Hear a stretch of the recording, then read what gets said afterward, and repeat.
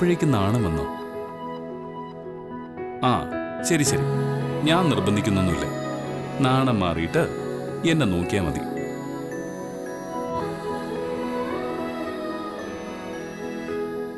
താനിന്ന് പൂജ ചെയ്തപ്പോൾ എനിക്ക് അമ്മയെ കാണാൻ പറ്റിയില്ലെങ്കിലും അമ്മയുടെ സാമീപ്യം എനിക്ക് ശരിക്കും അറിയാൻ പറ്റി.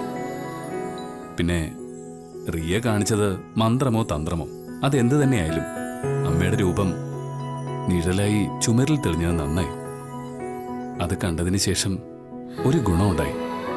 അമ്മയുടെ സാന്നിധ്യം എപ്പോഴും ഇവിടെ ഉണ്ടെന്ന് എല്ലാവർക്കും മനസ്സിലായി. ആ സംശയം ഒന്ന് മാറിക്കിട്ടി. താനും അമ്മയും തമ്മിൽ നിരന്തരം സംസാരിക്കാറുണ്ടെന്ന് താൻ പലപ്പോഴും പറയാറുണ്ടെങ്കിലും ഇപ്പോഴാ അതെല്ലാവർക്കും ബോധ്യമായത്.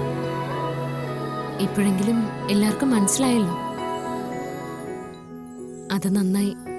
അമ്മയും താനും തമ്മിലുള്ള ബന്ധത്തിന്റെ ആഴം ഇത്രയും വലുതാണെന്ന് അവർക്കും മനസ്സിലായിട്ടുണ്ട്. അമ്മയ്ക്ക് തന്നോട് അത്രമാത്രം സ്നേഹമുള്ളതുകൊണ്ടല്ലേ തനിക്ക് അമ്മയെ കാണാൻ പറ്റുന്നത്, അമ്മയോട് സംസാരിക്കാൻ പറ്റുന്നത്.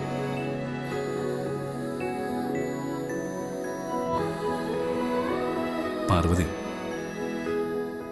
അമ്മ നമ്മളെ എപ്പോഴും ശ്രദ്ധിക്കുന്നുണ്ടെന്നും ഒരാപത്തും വരാതെ നമ്മളെ സംരക്ഷിക്കുന്നുണ്ടെന്നും ആലോചിക്കുമ്പോൾ എനിക്ക് അതിയായ സന്തോഷമുണ്ട്.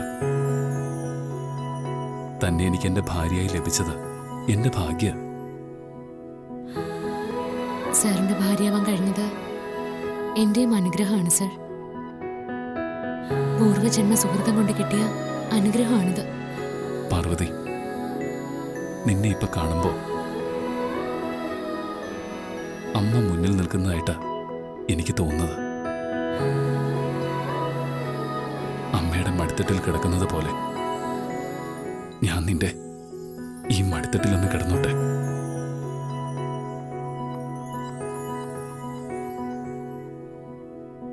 താനിരിക്കാൻ.